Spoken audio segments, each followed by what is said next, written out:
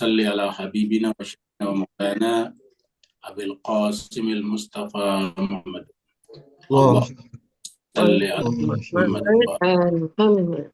wa Allahumma salli ala Muhammad Allahumma salli ala Muhammad wa ala alihi wa sahbihi wa man tabi'ahum bi ihsan ila yaumiddin, amma ba'd. Masyiral muslimin, shaimin, shaimat rahimakumullah, kita bersyukur bersua kembali dalam keadaan sehat walafiat. Dan pertemuan kita pada petang hari ini adalah surat Yusuf ayat 26 sampai 30. Ayat 26 sampai 30. Mari kita sama-sama masuk ke screen untuk membaca ayat-ayat tersebut.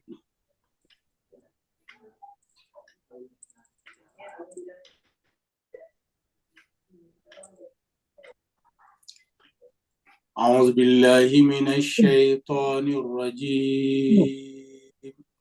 Bismillahirrahmanirrahim.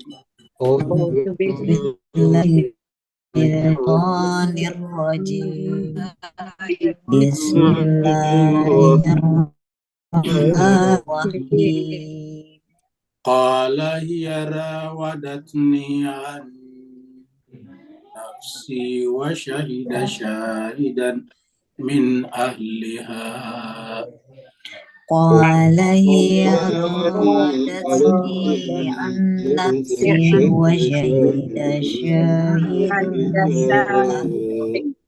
ahliha. In kana qamisuhu qudda min qubulin fasadaqat wa huwa minal kadhibin.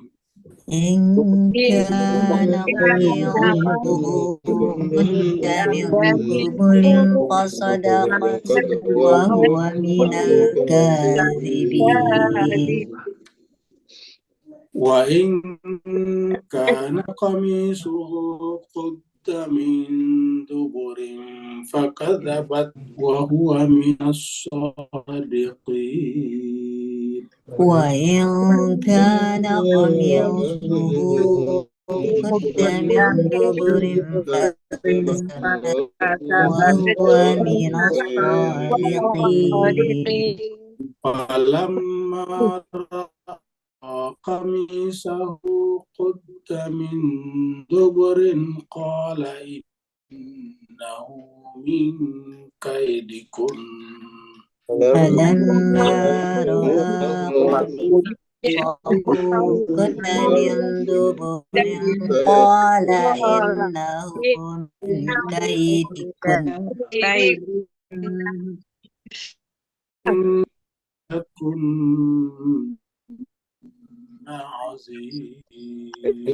Inna kaidakunna azim. Yusuf a'rid an hadha wastaghfiri li dhanbik. Yusuf a'rid an hadha wastaghfiri li dhanbik. Innaki kunti minal khati'in.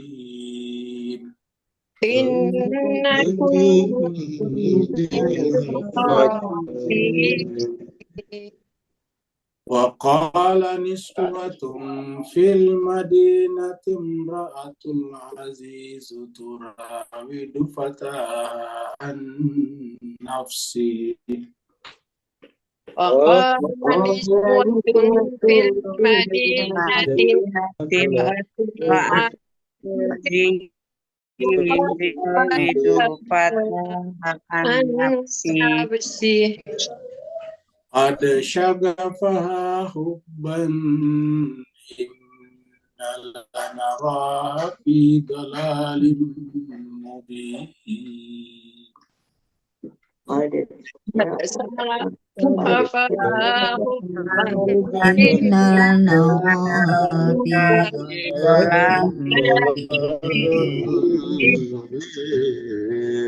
Sadaqallahul aliyyul azim. Sadaqallahul aliyyul azim. Allahumma Allahumma salli salli wa wa sallim sallim wa zid wa wa zid wa barik barik ala ala Rasulillah wa Rasulillah alihi wa alihi ala ala Rasulillah wa alihi alihi Allahumma Allahumma salli salli ala ala Muhammad Muhammad wa ali Muhammad Allahumma Allahumma salli salli ala ala Muhammad wa ali Muhammad. Muhammad wa ali.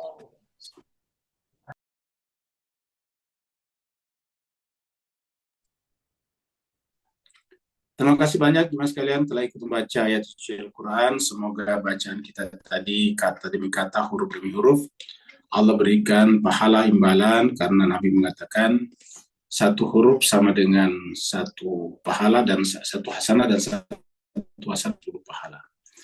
Semoga dengan huruf-huruf yang kita baca tadi, Allah SWT menjadikan itu sebagai bobot bagi kita nanti di yaumil akhirah. Karena Allah mengatakan, "Faman thaqulat mawazinuhu fahuwa fi 'isyatir radiyah." Orang yang berat timbangannya nanti akan menempati surga di akhirat atau ke tempatnya diridhoi. Kita teruskan surat Yusuf, surat yang ke-12. Yusuf adalah Nabi Yusuf alaihissalatu wassalam. Surat ini turun di Mekah, maka disebutlah dengan surat Makkiyah. Jumlah ayatnya 123 ayat. Dan tadi kita sudah baca sampai ayat 30 maksudnya. Kita review dari ayat yang ke-25.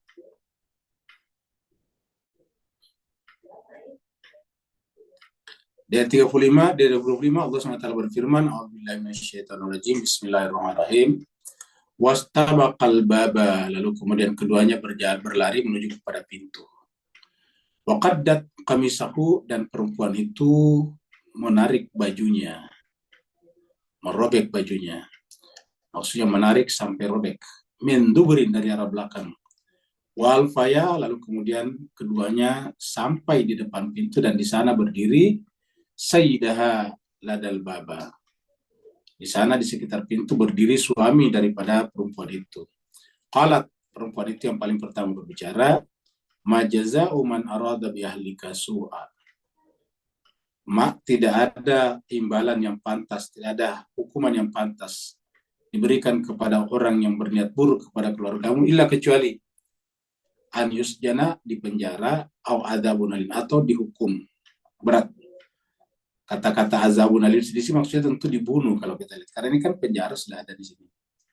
Kalau bukan penjara terus apa lagi kamu gitu. Jadi yusjana au adzabun alim, atau azab yang pedih, hukuman yang pedih. Jadi di sini kata azab artinya hukuman. Ya. Makanya kita berkali-kali katakan bahwa kalau saya katakan azab itu sesuatu yang extraordinary kan, luar biasa. Pada sebetulnya azab itu bahasa Arab biasa, artinya hukuman, artinya hukum yang keras. Ya. Di penjara atau diberikan hukuman yang pedih. Ya. Maksudnya hukum yang pedih itu mungkin adalah disalib sampai mati. Kan begitu biasanya hukumannya orang dulu. Orang dulu itu kalau ada yang dianggap perlu dihukum berat, yaitu disalib. Karena kalau disalib tidak langsung mati, tetapi dia menderita. Disalib, tidak makan, tidak minum, pada akhirnya mati. Tapi matinya pelan-pelan. Nah, itu adzabun alim. Ini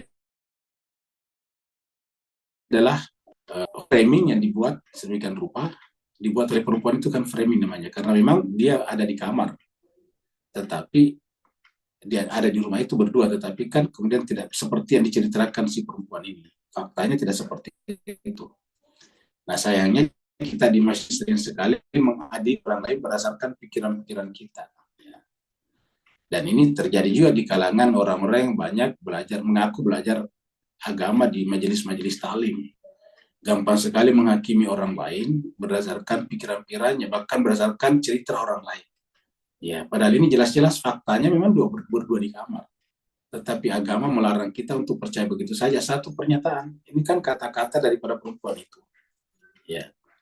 Untungnya suami perempuan itu adalah orang arif, orang bijaksana. Ya. Dia tidak terprovokasi, dia tidak emosional menyaksikan itu. Padahal ini kan sebetulnya istrinya. Ya, seperti itu. Nah, sekarang kita teruskan ke ayat berikutnya, ayat 26.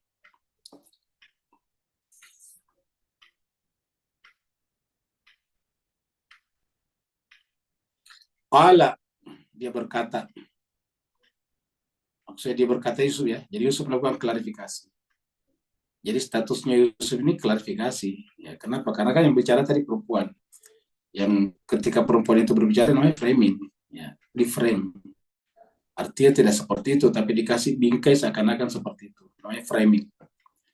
Nah, sekarang Yusuf memberikan klarifikasi. Jadi artinya apa? Kalau kita di framing, boleh melakukan klarifikasi. Persoalan diterima atau tidak, lain soal. Tapi klarifikasi harus dilakukan. Qala, lalu kemudian dia berkata, Yusuf berkata kepada suami wanita itu atau kepada majikannya, dia itu perempuannya. Dialah rawadatni yang menggoda aku. An-nafsi, untuk mengambil diri, nafsi itu diriku, ya, untuk menarik diriku, untuk menguasai diriku, ya, rawadatni an-nafsi. Ini kan kalimat halus sebetulnya, kalimat halus. Dia menggodaku, an-nafsi. Ya, jadi sampai di sini kan ada dua pendapat. Ya, coba lihat, sampai di sini dua pendapat. Kan tidak ada yang melihat ini. Suaminya perempuan itu ya tidak melihat, ya, cuma berdua di dalam rumah. Dan dua-duanya berbicara, tentu bagi kita versinya masing-masing. Versi Sulaiha tadi, versi perempuan itu adalah Yusuf lah yang menggodanya. Ya. Sedangkan versi ini Yusuf dialah yang menggoda Yusuf kan, versinya Nabi Yusuf ini. Jadi ada versi. Nah, bagaimana menentukan ini kebenaran? Ini sebetulnya cara berpikir kita. Caranya Al-Quran membangun, mengkonstruksi cara berpikir kita. Karena setiap pihak selalu punya versinya masing-masing. Dan kita harus objektif. Jadi walaupun kelihatannya cenderung kita menyalahkan laki-laki kalau di dalam kamar berdua, tetapi kan tetap harus objektif. Ya. Tetap harus melihat dengan kacamata yang bening. Makanya tidak boleh emosional, harus rasional. Ya. Ini pernyataannya Yusuf. Nah, bagaimana caranya melihat ini? Nah, tentu yang pertama adalah akal. Akal itu adalah saksi yang paling adil. Ya. Yang namanya akal itu kan tidak harus melihat. Ya. Akal itu bahkan tidak melihat. Yang melihat itu kan panca indera. Jadi di sini kita lihat ada rasionalisme, ada empirisme. Ya. Dan ini kan kejadiannya kejadian empiris. Kejadian empiris itu artinya kejadiannya nyata, bisa dilihat oleh mata. Tapi masalahnya tidak ada yang menyaksikan kecuali dua orang ini. Dan dua orang ini kan sama-sama bisa pelaku, bisa korban, kan begitu. Ya. Dan dua-duanya punya versinya masing-masing. Karena kita tidak bisa melihatnya, tidak melihatnya juga, tidak ada mata, tidak ada telinga selain mereka, maka tentu kita harus berbicara secara rasional. Ya. Nah, rasional kita atau akal kita di sini diwakili yang disebut dengan syahidun. Ya tentu orang ini ada, tapi namanya ahli. Yang namanya saksi ahli itu adalah berbicara berdasarkan hukum, teori. Ya, bukan berdasarkan kejadian. Wa syahida syahidun, maka bersaksilah seorang saksi. Kalau istilahnya sekarang saksi ahli. Ya, jadi saksi ahli. Saksi ahli itu tidak melihat kejadian. Namanya saksi ahli berdasarkan ilmunya. Ingat. Saksi ahli itu berbicara berdasarkan ilmunya. Ya. Nah, berdasarkan ilmu kan berdasarkan akal saja, karena tidak menyaksikan secara nyata. Dan kita lihat ini saksi ini apa? Min ahliya dari keluarganya. Ya, saksi ahli ini dari keluarganya. Ini. Hak di sini menunjukkan perempuan itu kan. Ya. Ya, jadi hak di sini menunjukkan perempuan itu. Ya. Artinya bahwa secara subjektif harusnya saksi ini berpihak pada perempuan itu. Tapi kalau seandainya berpihak pada perempuan itu, dia bukan saksi rasional. Ya. Dia justru menjadi saksi emosional. Dan dia artinya Al-Quran salah, dia bukan saksi sebetulnya. Ya. Ini saksi. Jadi ini nanti kita bicara tentang saksi ini banyak dalam Al-Quran. Kata saksi dalam Al-Quran ada beberapa. Di akhirat nantinya akan ada juga saksi. Jadi wasyahidah syahidun min ahliha. Dari keluarganya perempuan itu. Nah sekarang saksi berbicara, ini pembicaraan saksi di sini. Jadi dari sini ke sini, ya, ini adalah pembicaranya saksi sampai di sini. Ini adalah hasil ilmu pengetahuan. Ini namanya akal. Inilah kaidah akal, inilah keputusan akal. Apa keputusan akal? Ya, begini. Ingkana kami suhu, ya, apabila bajunya, hu-nya ini laki-laki ya. Ingkana kami suhu, jika gamisnya atau bajunya itu kuda robek, koyak, min kubulin dari arah depan, ini kubulin depan, atau di sisi depan, fasadakat, maka perempuan itu benar. Maksudnya Zulaiha benar, sadakat. Maka artinya Zulaiha benar. Ya. Wahwa minal kadibin, dan dia Yusuf berdusta. Wahnya Yusuf tadi kalau di sini. Dia adalah berdusta. Jadi coba perhatikan. Ingkana kami sukud damin kubulin fasadakat. Wahwa minal kadibin. Ya. Dan dia termasuk berdusta. Ya. Jadi itu yang pertama. Kemudian berikutnya, kita lihat hadis dulu ya, saksi yang baik. Ya. Saksi yang baik dulu di sini kita lihat ya. Sebelum kita lanjut, kita dulu selingi dengan hadis di sini. Ada hadis dari Zaid bin Khalid al-Juhani. Ya. Jadi Zaid bin Khalid al-Juhani, anna Nabiya sallallahu alaihi wasallam bahwa Nabi berkata bersabda, ala, catatlah, ketahuilah, atau kau maukah? Ya, bisa juga maukah? Ya. Ukhbirukum, aku beritakan kepada kalian. Ya. Jadi maukah aku beritakan kepada kalian bi khairin syuhada, yaitu saksi yang paling baik. Ya, syuhada itu bentuknya dari saksi yang baik, terbaik. Ya. Yaitu alladzi ya'ti bi syahadati, yaitu yang datang menyampaikan kesaksian qabla an yus'ala, sebelum dia diminta. Jadi karena ini kan kalau ada orang berperkara kan bisa bermasalah kalau tidak ada yang menyaksikan, tidak ada saksinya. Maka saksi yang terbaik itu kata Nabi adalah yang bersaksi tanpa diminta persaksiannya. Alladzi ya'ti bi syahadatihi qabla an yus'alaha, sampai sebelum dia diminta kesaksiannya. Ya. Hadis riwayat Muslim nomor 3244. Kita lanjut pada ayat berikutnya. Apa yang terjadi kemudian? Wa ingkana kamisuhu, dan apabila gamisnya, wa ingkana kamisuhu, apabila gamisnya atau bajunya mindurin, koyak dari arah belakang, fakadabat, maka dia berdusta. Jadi kalau tadi fasadakat, sekarang berubah jadi fakadabat. Ya. Dia berubah jadi dia berdusta. Perempuan itu berdusta. Wahwa, dan dia Yusuf minas shadiqin. Jadi kalimatnya sama. Ya. Kalimatnya sama, tetapi karena ini berubah juga. Ya. Kalau tadi ingkana kamisu kudda min kubulin fasadakat wahwa minal kadibin. Kan tadi begitu. Kalau di sini sadakat, sini minal kadibin. Karena diganti menjadi duburin dari arah belakang, fakadabat, maka perempuan itu berdusta wahwa minas shadiqin. Sederhana sekali akal itu sebetulnya. Sederhana sekali. Mungkin timbul pertanyaan, kenapa harus bajunya koyak, kuda? Karena kalau bajunya tidak koyak, ya berarti tidak sepakat keduanya, suka sama suka, kan begitu. Ya, dua-duanya bersepakat melakukan perbuatan buruk itu. Kalau dia tidak koyak, ya. Tapi kalau ada yang koyak, ya pasti yang koyak itu bermasalah. Ya. Nah, jadi jemaah sekalian berbahagia, ini adalah kesaksian ahli. Dan ahli belum melihat juga bajunya. Ini murni tidak melihat bajunya dulu Yusuf sebelumnya. Nah, setelah ini barulah nanti bajunya Yusuf dilihat. Nah, sebelum kita lihat beberapa ayat di sini ya, supaya jadi memperluas kita punya pemahaman ya. Kita lihat di sini. Mulai dari surat Al-Ahqaf.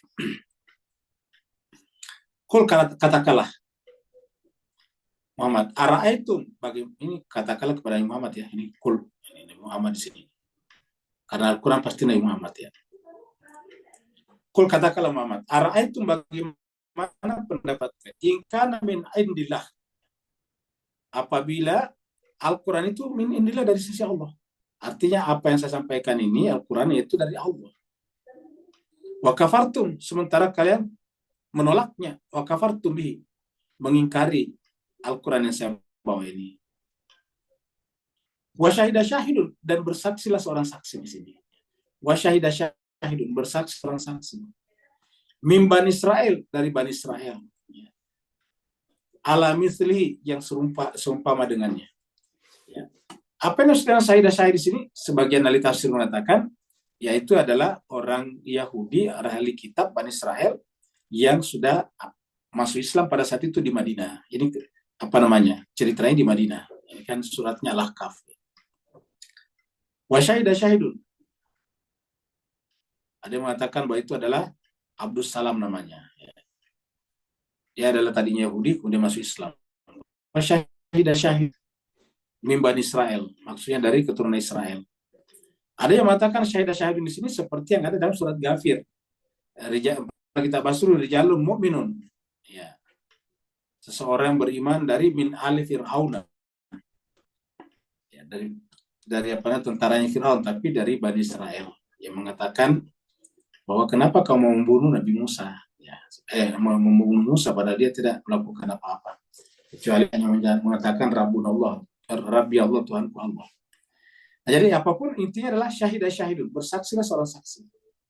Min Bani Israel, dari Bani Israel. Alamitri, dengan kasus yang serupa.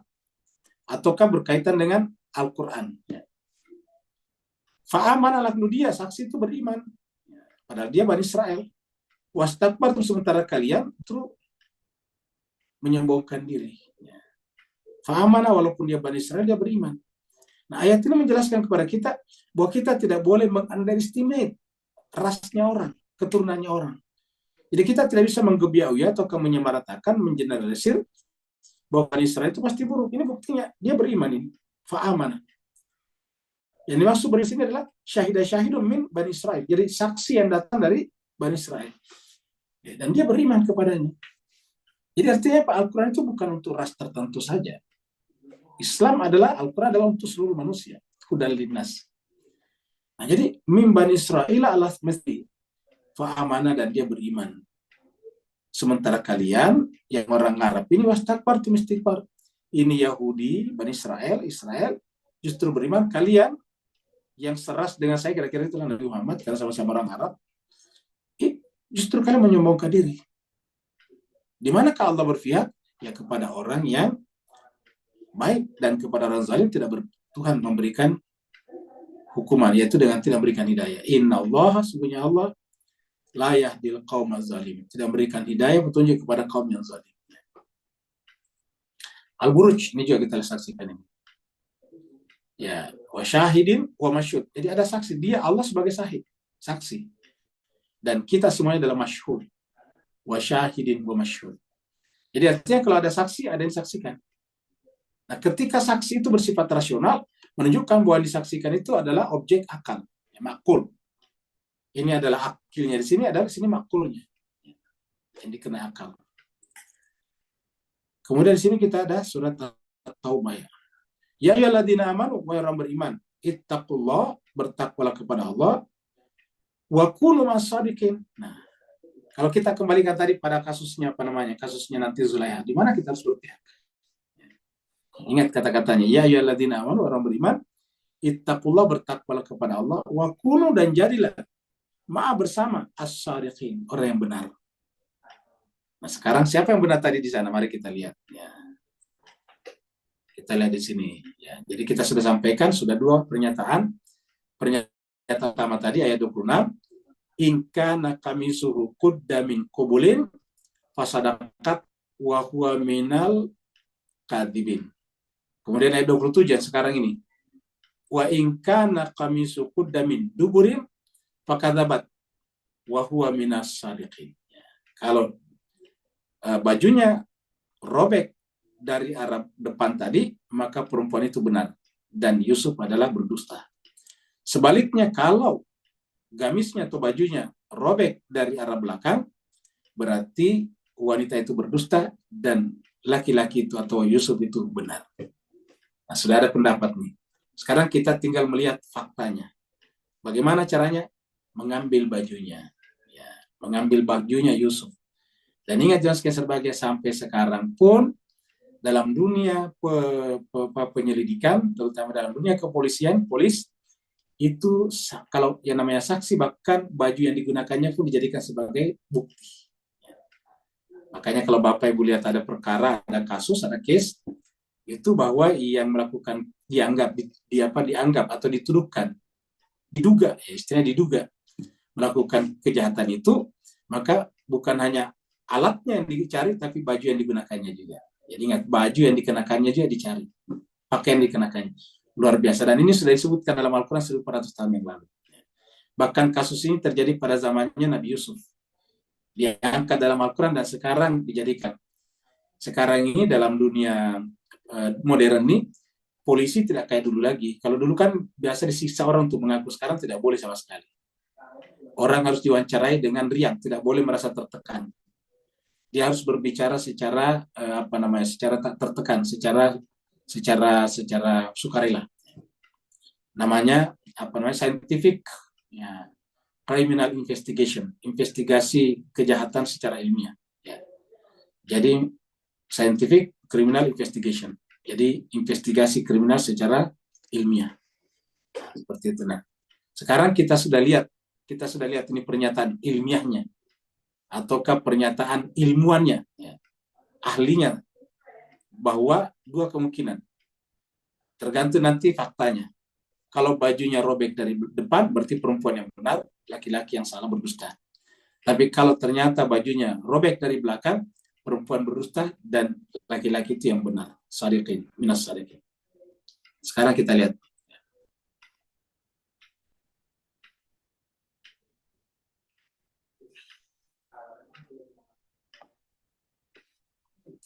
Falamma ra'a qamisahu, maka tatkala dia melihat. Perhatikan ya Mas kalian. Jadi dia di sini adalah suami perempuan itu. Kan tadi kita lihat ini, jadi kalau kita bayangkan ini, di situ di depan ada saksi ahli. Kemudian di samping situnya ada suami, perempuan itu. Di depan situ ada yang diduga, ya, dua-duanya diduga. Laki-laki itu dan perempuan itu, Yusuf dan Zulaiha. Nah, sekarang setelah setelah si pembuat saksi ahli ini berbicara, sekarang dipanggillah Yusuf. Ya, diperiksa bajunya. Apa yang terjadi? Falamma ra'a qamisahu, tatkala suami itu melihat bajunya Yusuf, qamisahu, apa yang terjadi? Qudda min duburin. Ya. Ternyata robeknya dari arah belakang. Ya. Jadi robeknya dari arah belakang. Robeknya dari arah belakang. Qala, maka berkatalah suami wanita itu, berkatalah Al-Aziz. Ya, langsung kepada istrinya, innahu min kaidikunna. Kejadian ini adalah merupakan kaidikunna, tipu daya kalian. Ya. Kata-kata min kaidikunna itu adalah diantara tipu daya kalangan perempuan. Ya. Kunna di sini perempuan, karena istrinya kan perempuan, jadi tentu min kaidikunna. Bukan berarti laki-laki tidak punya tipu daya, tapi kebetulan kan istrinya pasti perempuan. Maka kalau dia menggunakan kata min, kan misalnya pasti jamak di belakang sini. Seperti misalnya minas sadiqin, kan itu. Minal kadibin tadi. Ya. Di sini min kaidikunna. Itu bagian daripada tipu daya kalian. Inna, sesungguhnya kaidakunna azim. Sesungguhnya tipu daya kalian itu adalah azim, besar. Ingat, kita kembalikan dulu bahwa kunna di sini merujuk kepada bentuk umum daripada perempuan. Tapi bukan berarti perempuan saja yang bisa bikin tipu daya. Ingat. Iya. Sehingga terkadang ada menafsirkan di sini bahwa perempuan itu memang tipu dayanya luar biasa. Ini jelas kita agak bias gender kalau kita berbicara seperti itu. Kita katakan kata kaidah kunna di sini karena di sini menggunakan kaidikunna. Kaidikunna digunakan di sini karena objek pembicaranya perempuan. Ini mukhatabnya perempuan. Ya, perempuan. Ya. Jadi dengan demikian, karena misalnya kalau dikatakan di sini innau, ya, min kaidikum, nah, kan berarti bisa tuduhannya kepada Yusuf kan? Sesungguhnya kejadian itu adalah tipu daya kalian, laki-laki. Ya. Padahal ini kan jelas berdasarkan fakta bahwa bajunya Yusuf itu robek dari arah belakang, ya berarti yang salah adalah perempuannya. Maka perempuannya yang disebut sini min kaidikunna. Ya. Inna kaidakunna azim. Jadi itu yang harus kita jelaskan. Nah, jadi ingat ya sekali sebagai dari kasus ini sudah kelihatan. Yang salah adalah istrinya. Inna kaidakunna azim. Tipu daya kami ini besar sekali. Kenapa? Karena pemuda ini adalah bujangnya, lalu kemudian dia goda. Inna kaidakunna azim. Karena biasanya kan jarang perempuan menggoda laki-laki. Biasanya laki-laki menggoda perempuan. Tapi ini terbalik, maka dikatakan kaidakunna azim. Ini menjadi besar. Kenapa? Kamu kok menggoda orang seperti itu? Nah, sekarang juga sekali sebaik kita lihat dulu ayat-ayatnya sebelum kita lanjut lagi. Ya. Kita lanjutkan tadi ayat-ayat ini. Ya. Alladzina amanu surat Al-Nisa ayat 76. Alladzina amanu orang-orang beriman yuqatiluna fisabilillah, berperangnya di jalan Allah. Walladzina kafaru, sebaliknya orang-orang kafaru ingkar yuqatiluna fisabilillah tagut. Sudah jelas. Ya, jadi Yusuf tadi berargumentasi di jalan Allah, sementara perempuan itu karena ingkar adalah berargumentasi. Yuqatiluna bisa berarti perang argumentasi. Jadi ini yuqatil bisa juga bermakna perang argumentasi ya. Walladzina kafaru, dan orang-orang yang kafaru ingkar yuqatiluna fisabilillah tagut. Mereka berperang argumentasi di jalan tagut. Artinya pasti dibuat-buat untuk membela. Faqatilu awliya, kawan-kawannya setan, pemimpin-pemimpinnya setan. Jadi kalau berargumentasi, yang dipatahkan adalah basis argumentasinya, yaitu setan. Inna kaida syaitan kana dhaifa. Hakikatnya tipu daya setan itu lemah. Jadi sebetulnya lemah. Bukan berarti perempuan itu lebih berbahaya dari setan. Bukan. Ini bahwa apapun kalau yang buruk pasti lemah sebetulnya. Ingat. Yang lemah itu sebetulnya, yang namanya buruk itu sebetulnya lemah. Inna kaida syaitani kana dhaifa. Ingat kata-kata dhaifa. Artinya lemah sebetulnya. Buktinya tadi Yusuf tidak tergoda. Ya. Syaitan itu lemah. Ya. Sekarang kita lihat lagi selanjutnya. Dalikum wa anallah muahinu kaidil kafirin. Karena selain daripada lemah, kalau dia tipu muslihatnya orang-orang yang sepaham dengan syaitan, itu adalah lemah nih, lemah. Dalikum wa anallah muahin, bahkan artinya hina sebetulnya. Jadi argumentasi atau tipu daya daripada orang-orang yang tidak berada di kebenaran itu artinya hina. Kalau kita mengikutinya kita jadi hina nih, muahinu.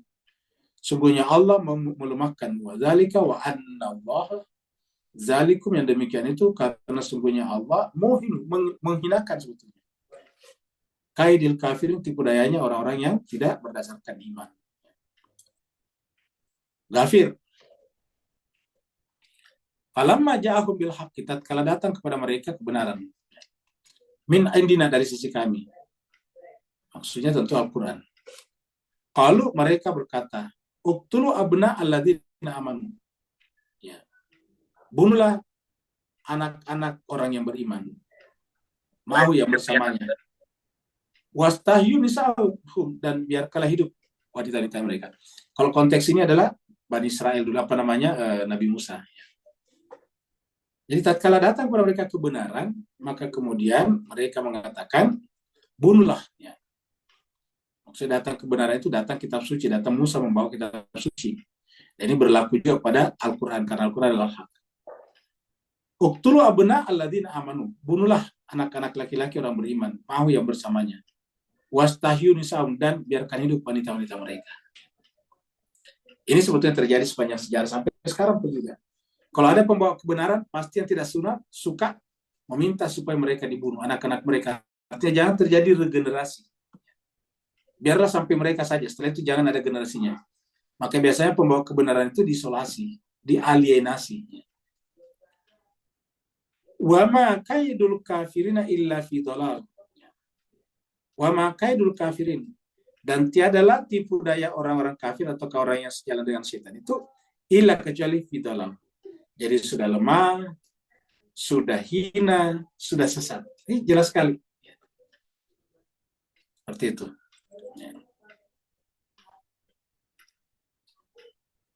Kita masih surat Ghafir ayat 37. Asbabas samawati fattali'a ila ilahi Musa. Jadi kira-kira beginilah Fir'aun meminta supaya dibikinkan menara yang tinggi. Menara, dia minta kepada Qarun membangunkan menara, atau Haman membangunkan menara yang tinggi. Untuk apa? Kata Fir'aun, saya melihat penciptanya langit dan bumi. Asbabas samawati. Kata-kata sebab di sini adalah saya melihat sebab yang paling tinggi. Saya ingin melihat Tuhannya Musa, kira-kira gitulah. Makanya dikatakan asbabas samawat fattali'u, saya akan melihat ilahi Musa, kepada Tuhannya Musa. Sebagai asbab yang paling tinggi. Wah ini, dan sungguhnya aku ini, kata Fir'aun ya, ininya di Fir'aun. Ladhunnu, saya yakin bahwa Musa itu kadiban, berdusta. Jadi mirip tadi dengan kasusnya Yusuf. Ya, ini ladhunnu kadiban. Wa kadzalika zuyyina li fir'auna su'u amalihi. Begitulah kami jadikan Firaun itu memandang indah perbuatan buruknya.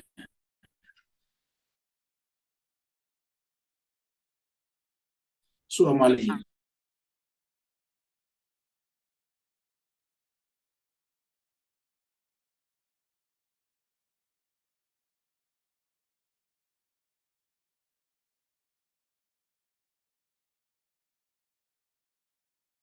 Illa fi tabab. Dan tiadalah tipu dayanya Firaun itu kecuali fi tabab, berada dalam kebinasaan. Artinya identik dengan kehancuran. Itu yang namanya tipu dayanya orang-orang yang tidak beriman. Apa kesimpulan kita setelah melihat ini? Ya, apa yang terjadi di Timur Tengah adalah tipu dayanya syaitan. Kita wajib berpihak seperti mana berpihak tadi kepada Yusuf, tetapi ingat bahwa pada akhirnya tipu daya Fir'aun itu adalah hancur. Nah, ini dia. Ya. Jadi saya kira kita sudah lihat beberapa ayat berkenaan dengan tipu daya. Nah sekarang apa selanjutnya? Karena tadi sudah dikatakan suaminya perempuan itu, ataukah Al-Aziz mengatakan innahu min kaidikunna. Ini adalah tipu daya kalian wahai Zulaiha. Inna kaidakunna azim. Ini tipu daya kalian ini besar sekali. Kenapa? Karena memperdayai perempuan. Laki-laki, biasanya kan laki-laki memperdayai perempuan. Kita lanjut. Kita lihat dulu hadis dulu ini. Ada hadis ya. Nah, di sini dikatakan ini adalah hadis yang kita ambil dari Imam Bukhari nomor 2805. Ini adalah dari Amr, dari Jabir bin Abdullah. Kita tahu Jabir bin Abdullah ini adalah sahabat Nabi yang berusia panjang. Dia yang paling pertama menghadiri Arba'in di pusara Imam Hussein di Karbala. Jabir bin Abdullah. Jadi Jabir bin Abdullah mengatakan radhiyallahu anhuma, ya. Qala berkata, qala Nabi sallallahu alaihi wasallam, Nabi sallallahu alaihi wasallam bersabda, al-harbu had'atun. Ya. Perang itu adalah tipu daya. Al-harbu khad'atun. Perang itu adalah tipu daya. Ya. Al-harbu khad'atun. Perang itu adalah tipu daya. Ya. Ingat, perang itu adalah tipu daya. Apa artinya? Berarti tadi kasusnya Zulaiha perang juga. Ya. Dan disebut sebagai perang yang paling besar tadi. Azim tadi. Ya. Karena tadi inna kaidakunna azim.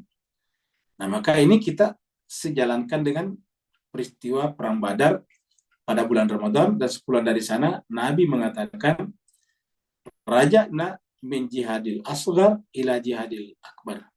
Sahabat-sahabat bertanya, ya Rasulullah, masih adakah perang yang lebih besar daripada Badar?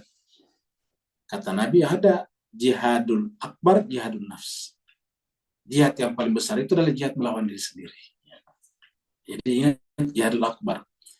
Dan kita lihat ini terjadi pada para nabi-nabi, ini terjadi pada Nabi Yusuf. Nabi-nabi tidak bisa pergi ke perang kecil kalau tidak bisa memenangkan perang besar pada dirinya. Jadi perang besar itu sebetulnya adalah melawan diri kita masing-masing. Jadi orang yang tidak bisa menang kepada dirinya, tidak mungkin bisa menang di luar. Ya. Jadi kita harus berperang melawan diri kita, baru bisa berperan di masyarakat. Siapa yang tidak bisa berperang, tidak bisa menang dalam berperang melawan dirinya, berarti orang itu tidak selesai dengan dirinya sendiri. Orang yang tidak selesai dengan dirinya sendiri, bagaimana mungkin menyelesaikan urusan orang lain, terutama urusan bangsa dan negara. Inilah menyebabkan kenapa bersih marajalela korupsi di negara ini. Karena banyak orang yang tidak selesai pada dirinya. Dia tidak mampu mengalahkan dirinya. Sehingga kemudian apa yang terjadi? Yang terjadi adalah sebaliknya. Yaitu urusannya menjadi berantakan. Bukhari nomor 2805. Lanjut. Ya.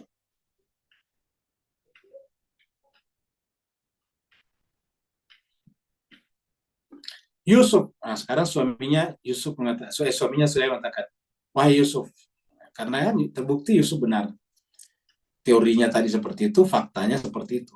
Teorinya tadi kalau koyak dari belakang berarti laki-laki itu benar, perempuan itu yang berdusta. Nah, dengan ditemukannya fakta ini dikaitkan dengan pernyataan saksi ahli tadi, maka tentu Zulaiha tidak bisa mengelak, ya. Tidak bisa menghindar lagi, tidak bisa berargumentasi lagi. Tidak bisa berkata-kata lagi. Ya, habis sudah kata-katanya. Karena semua pernyataannya dikunci dengan fakta. Ya. Ini menunjukkan bahwa kata-kata yang terkait dengan fakta dikomparasi dengan fakta. Kan tadi dia berbicara bahwa faktanya saya digoda oleh Yusuf, itu kan begitu. Ya. Tapi apakah benar begitu? Nah ini kita lihat fakta yang lain, yaitu bajunya Yusuf. Ternyata dia koyak di belakang. Dan berdasarkan akal tadi berarti menunjukkan dia ditarik oleh Zulaiha. Gitu. Dan berarti Zulaiha lah yang berusaha untuk mempengaruhi Yusuf. Saya kira jelas sekali Pak bagaimana. Makanya ingat, di awal surat Yusuf ini adalah agar kalian berakal. La'allakum taqilun. Jadi makanya kalau orang belajar Al-Quran dengan sungguh-sungguh, itu pasti terstruktur kembali.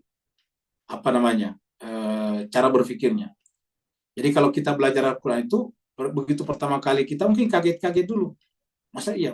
Nah, pada saat kita mengatakan masa iya atau kok begitu, nah itu sebetulnya sudah sedang terjadi dekonstruksi pada diri kita.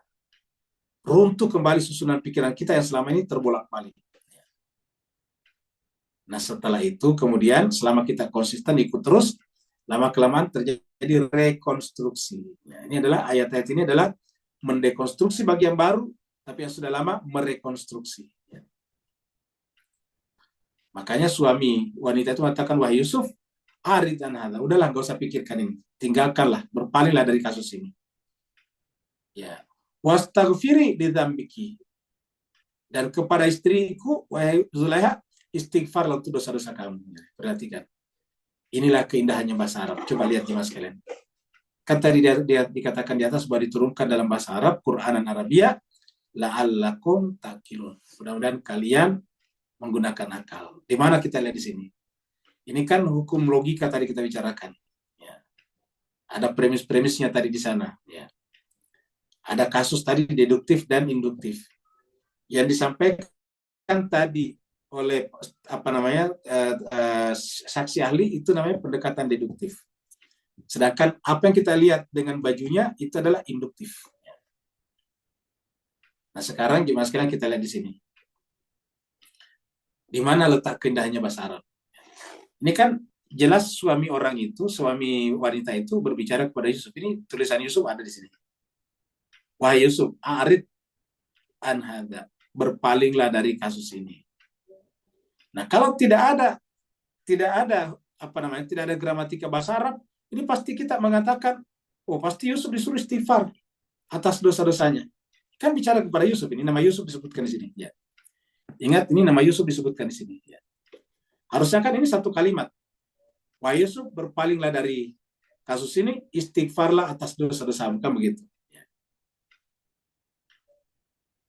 Di mana kita mengetahui bahwa ini adalah dua jenis kelamin yang berbeda di sini.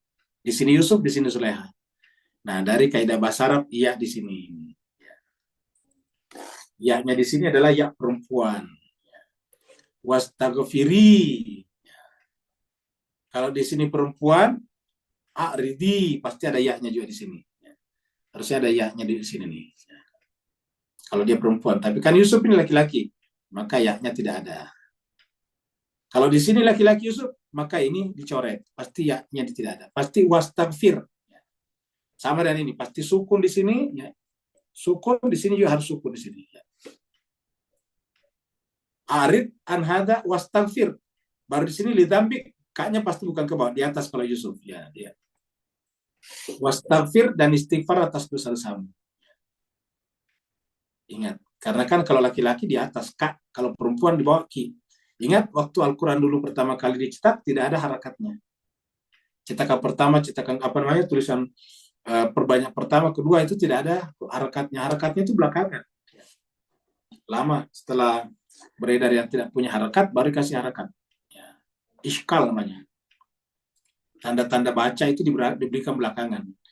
Jadi dulu ini bisa dibaca lidambiki, bisa dibaca lidambika. Ya, lalu siapa yang mengarahkan pembuat harakat bahwa ini harus dizambiki? Karena di sini ada ya ini menunjukkan yang diperintah adalah perempuan. Ya. Yang diperintah adalah perempuan, maka di sini harus ki. Ya. Kalau seandainya ya-nya tidak ada, tentu ka lidambika. Nah, jadi dari sini kita lihat bagaimana indahnya itu bahasa Arab. Karena kan di sini kata Zulaiha tidak ada. Ingat, ini kata Zulaiha tidak ada, sementara di awal ada Yusuf. Jadi bisa saja ini kita bicara Yusuf ke sini. Ya. Nah, kalau kita sebut Yusuf di sini, maka di sini menjadi innaka juga sini, innaka kunta. Ini pasti ke atas. Innaka kunta. Jadi tulisannya sama. Ya, tulisannya sama, kalau Arab gundunya pasti sama. Ya, Arab gundunya pasti sama. Nah, nanti setelah kita kasih harakat, kalau dia Yusuf, harakatnya di atas innaka kunta minal khatiin. Tetapi jemaah sekalian berbahagia, karena ini adalah perempuan, ada ya-nya di sini, maka di sini menjadi ki, di sini menjadi ki, di sini menjadi ti kunti. Kalau laki-laki kunta. Nah, jadi coba lihat itu indahnya bahasa Arab jemaah sekalian. Jadi ini adalah Yusuf sampai di sini aja. Ini Yusuf ke sini, dari sini ke sini. Sampai di situ. Selebihnya ke sini adalah perempuan itu sampai di sini. Wahai istriku Zulaiha, istighfarlah atas dosa-dosa. Sesungguhnya engkau termasuk orang yang salah. Kan ini suami yang sangat arif bijaksana. Wastaghfiri li dzambiki innaki kunti minal khatiin. Kalau suaminya bukan suami yang arif, ini istrinya sudah pasti sudah dihukum berat. Ya, sudah pernah sudah dibacok. Ya, kira-kira gitu. Seperti banyak kejadian di berita-berita kita baca. Wastaghfiri li dzambiki innaki kunti minal khatiin. Alangkah indahnya Al-Quran jemaah sekalian. Logikanya jalan. Makanya orang belajar Al-Quran itu harusnya terstruktur logikanya. Jika kamu gitu. Jika koyak dari depan, maka laki-laki itu yang salah. Jika koyak dari belakang, maka perempuan itu yang salah. Kan jika maka di situ. Sederhana sekali. Marilah kita umat Islam belajar beragama dengan cara seperti itu. Supaya kita jangan kena tipu termasuk oleh orang menggunakan baju agama. Karena sering sekali orang membuat apa namanya, membuat bisnis tetapi menggunakan bungkus agama. Mengaku ustaz tetapi kemudian meminta orang untuk memperbanyak ganda uang, pakai jubah. Sederhana kan, jika memang dia bisa menggandakan uang, maka dia bagi-bagi uang. Benar nggak kira-kira? Ketika dikatakan jika faktanya mengaku bisa menggandakan uang, tapi meminta uang, berarti tidak benar. Karena kalau dia bisa menggandakan uang, harusnya bagi-bagi uang, kan begitu. Kenapa? Ya, dia bisa menggandakan uang. Ada uangnya 100.000 digandakan terus, bagi-bagi. Ini kok katanya bisa menggandakan uang, tetapi kerjanya minta uang sama orang. Kata sini uangmu saya gandakan. Lah, ini kan kontradiksi namanya. Tetapi banyak saudara-saudara kita. Dan setiap saat masih terjadi seperti itu. Kasus 2-3 minggu yang lalu, ada satu keluarga, ibu dan anaknya, perempuannya dibunuh di Tambora. Baru mayatnya disimpan di dalam toren, di dalam penampungan air.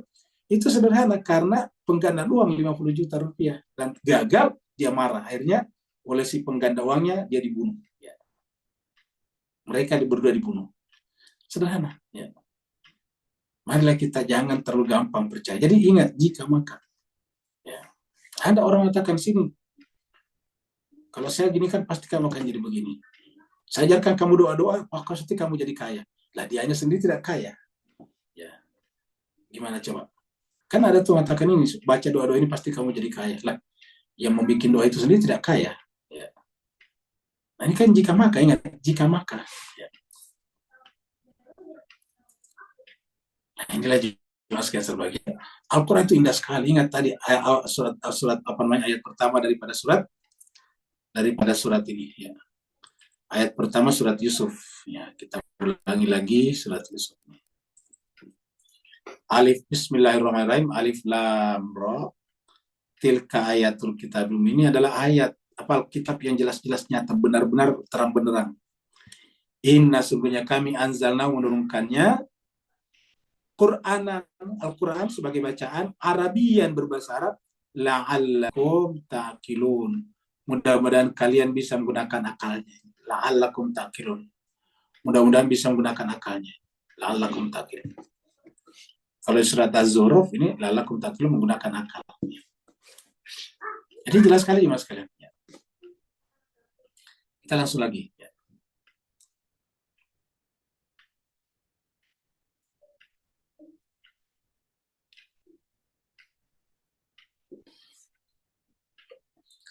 Nah sekarang ayat terakhir.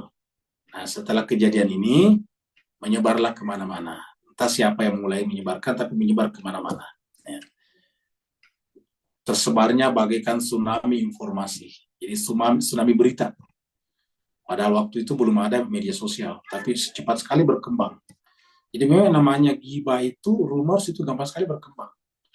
Ya, tiba-tiba berkembanglah kemana-mana. Waqala niswa itu bentuk jamak daripada niswah. Ya. Maka para wanita-wanita ya, berkata, ya. Niswa para wanita itu berkata fil Madinah, di dalam di kota. Jadi wanita-wanita di kota, Madinah itu kota. Jadi kita artikan saja wanita-wanita kota itu berkata, menyebarkan isu. Ya. Menyebarkan isu. Ya. Apa isunya, apa rumorsnya? Dia katakan, Imra'atul Aziz, istrinya Al-Aziz. Ya. Istrinya menteri, katakanlah begitu. Ya. Istrinya Pak Menteri itu turawidu fataha, menggoda, membujuk bujangnya. Fataha, bukan bahasa lainnya membujuk budaknya, ya.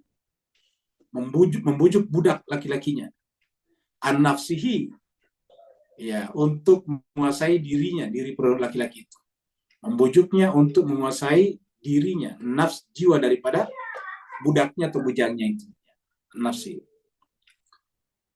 Kada syagafaha hubban. Sungguh dia, istri Al-Aziz itu hubban, sangat mencintainya. Jadi sangat mencintainya. Jadi siapa? Yaitu tadi Imra'atul Aziz sangat mencintainya. Syagafah itu mendalam sekali cintanya kepadanya. Jadi teramat sangat cinta kepada bujangnya. Ya. Apa kata para wanita ini? Inna lana roha, sesungguhnya dalam pandangan kami, haknya ini perempuan itu yaitu Zulaiha. Sesungguhnya kami benar melihat Zulaiha itu fi dhalalin mubin, berada dalam kesesatan yang nyata. Berada dalam kesesatan yang nyata. Pernyataan ini benar ya. Ingat, pernyataan ini benar bahwa kalau ada istri menggoda pemuda, itu pasti sesatnya nyata. Karena kan dia punya suami. Dia punya suami terus menggoda laki-laki lain. Walau apa namanya, istilahnya kalau di Jakarta itu jomblo, ya, menggoda jomblo. Ya. Innalanaraha fi dhalalin mubin. Itu pasti adalah perbuatan sesat yang nyata. Ini pernyataan benar. Tapi ingat, apakah pernyataan ini muncul dari kualitas jiwa para wanita ini? Nah, itu masalahnya. Apakah ini penilaian ini benar? Kata-katanya benar, kalimatnya benar. Tapi apakah penilaiannya benar? Dalam pengertian muncul dari pemikirannya dia. Muncul dari orisinalnya dia sebagai penilai, sebagai wanita yang melihat kasus ini. Nanti kita lihat buktinya. Ya, nanti kita lihat faktanya. Apakah benar dia konsisten dengan kata-kata ini? Ya, jadi innalanaraha fi dhalalin mubin. Nanti jemaah sekalian berbahagia bersambung nanti pada cerita berikutnya bahwa kata-kata itu nantinya harus diuji apakah benar atau tidak. Karena nanti kalau kita lihat nanti ke depan nanti mereka juga nanti sampai mengiris-iris, ya, melukai tangannya ketika menyaksikan Yusuf. Ya. Nah, jadi kita lihat jemaah sekalian berbahagia, apa artinya bisa kita tangkap dari sini? Kita tidak boleh terlalu gampang memberikan penilaian kepada orang lain, walaupun itu kelihatannya benar. Karena urusan orang lain nggak boleh kita masuki. Itu masalah privat, privasi orang. Ingat, yang berhak memberikan penilaian di situ tadi adalah suaminya sudah benar dan suaminya sudah selesai. Suaminya sudah mengatakan ini adalah ini adalah kesalahan kamu. Inna kaidakunna. Kamu adalah melakukan kesalahan. Sudah selesai dari suaminya. Suaminya mengatakan juga kamu istighfar atas dosa-dosa kamu. Sudah selesai. Kenapa kita orang luar masuk pula di sana? Padahal kita tidak ada hubungan apa-apa. Seandainya kita dipanggil seperti saksi tadi, boleh memberikan penilaian. Tapi ini enggak, kita orang luar, orang lepas. Tidak ada, bukan saksi ahli, ya, tidak diminta berpendapat, kok bisa berpendapat. Nah, dan setiap orang bebas berpendapat ini berbahaya, bisa liar.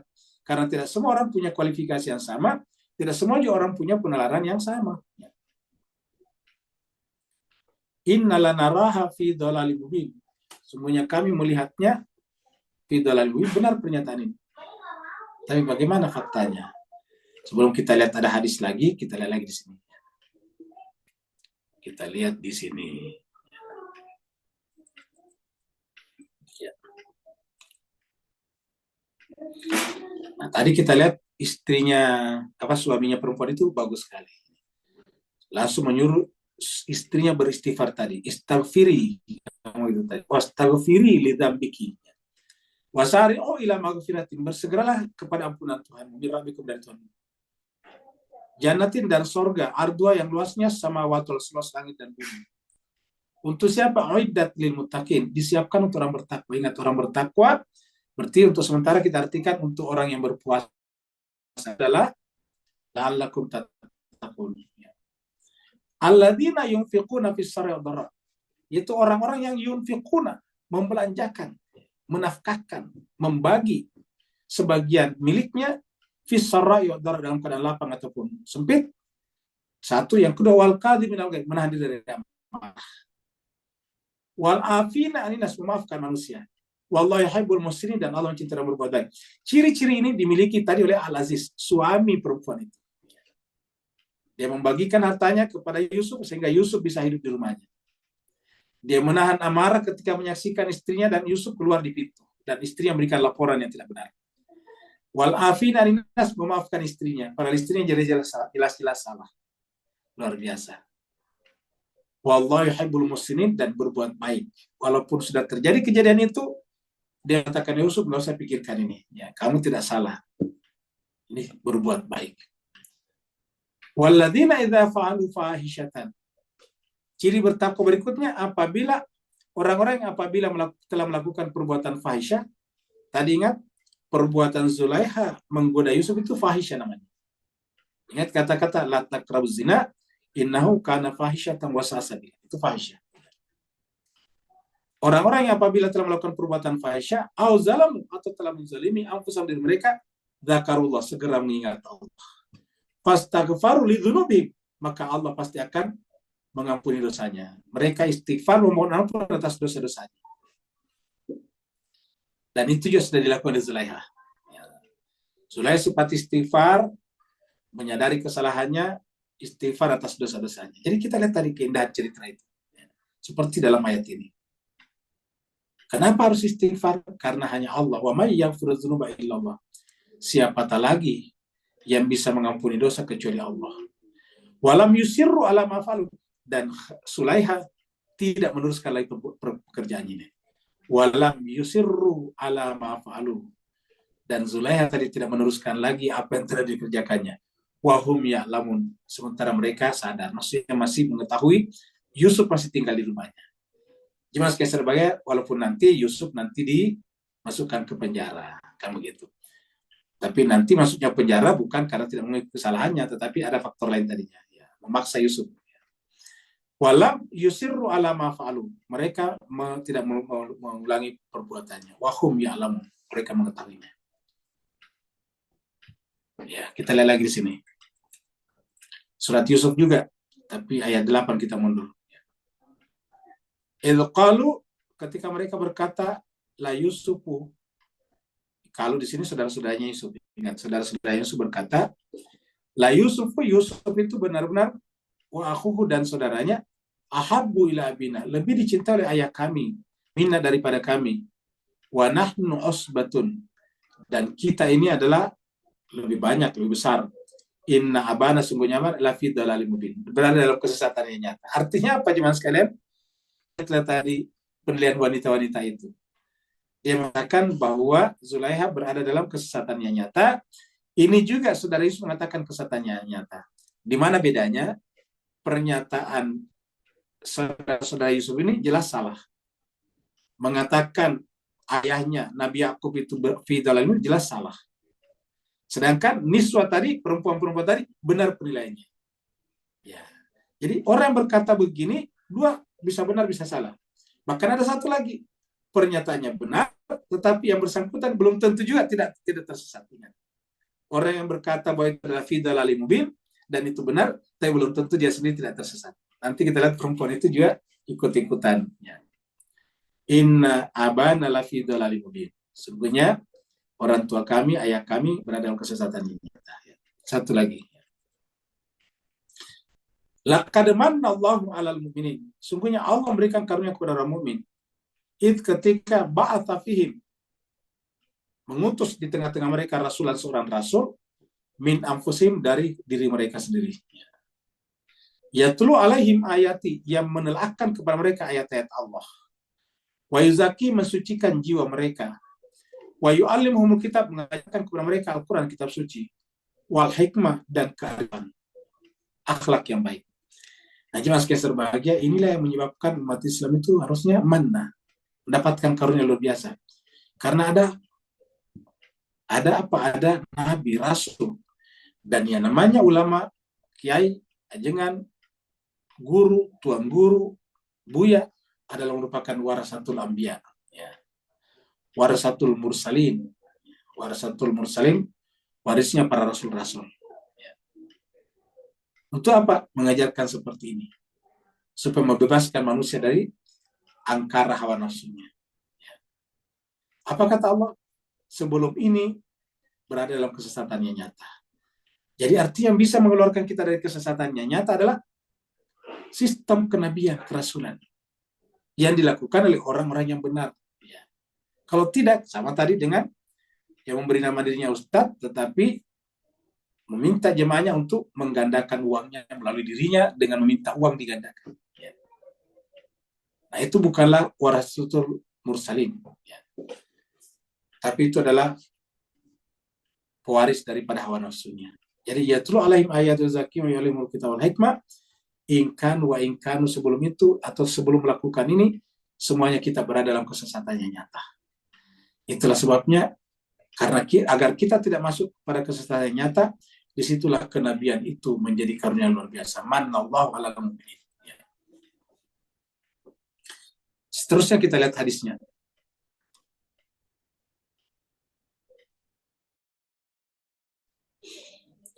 Penggoda adalah bala tentara setan. Ya, penggoda itu adalah bala tentara setan. Ini kita ambil dari hadis riwayat Imam Muslim, nomor 5033. Ya. Ini hadisnya dari dari Jabir juga. Tadi disebutkan Jabir bin Abdullah. Biasa kalau Jabir bin Abdullah. Jabir annahu sami an-nabi, bahwa Jabir bin Abdullah mendengarkan dari Nabi sallallahu alaihi wasallam yaqul, berkata, bersabda, ya ba'atu syaitanu sarayahu. Syaitan itu mengangkat di sini, menggerakkan, ya, saraya, pasukannya. Jadi punya pasukan, bala tentara. Syaitan itu akan menggerakkan, mengutus, mengirim bala tentaranya kepada seluruh manusia. Lalu apa yang dilakukan? Fayaftanunan nasa. Mereka semuanya adalah memprovokasi manusia. Kata-kata yaftanuna ini kalau kita terjemahkan memfitnah, tapi bukan memfitnah seperti bahasa kita. Jadi kita artikan memprovokasi manusia, menggoda manusia. Fa'adamuhum indahu manzilatan a'damuhum fitnatan.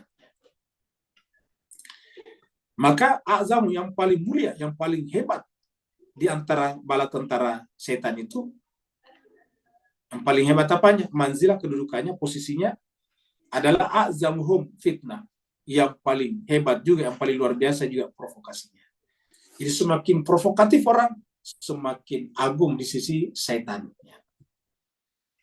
Semakin provokatif orang, semakin dikagumi oleh setan. Dan semakin tinggi derajatnya, manzilahnya di sisi setan. Manzilah itu kedudukan. Jadi semakin pintar dia menggoda, semakin besar, maka semakin bagus juga posisi di mata setan. Nah, cuma sekali bahagia. Jadi harus kita tahu bahwa ada namanya godaan. Godaan itu apa tujuannya? Mendisorientasi kita dari Allah. Harusnya kita fokus kepada Allah, terdisorientasi.